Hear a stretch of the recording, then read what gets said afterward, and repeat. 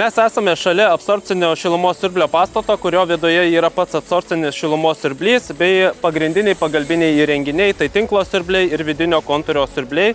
Pats absorpcinis šilumos siurblys yra skirtas paimti iš išeinančių dūmų atliekinę šilumą ir ją patiekti į termofikacinį tinklą.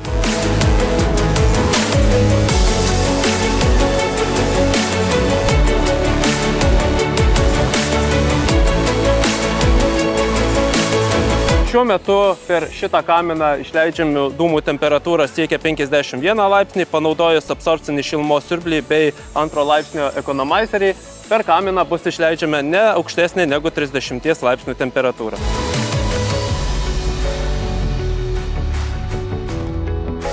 Absorpcinio šilumos siurblio projektas mūsų nuoseklus žingsnis švarios ir efektyvios energetikos link. Šis šilumos siurblys mums leis sutaupyti 4000 tonų CO2 išmetimų bei leis papildomą šilumą tiekti mūsų klientams. Projektas leis sutaupyti daugiau negu 17 000 MW šiluminės energijos bei sutaupys mūsų klientams daugiau negu 1 milijoną eurų per metus.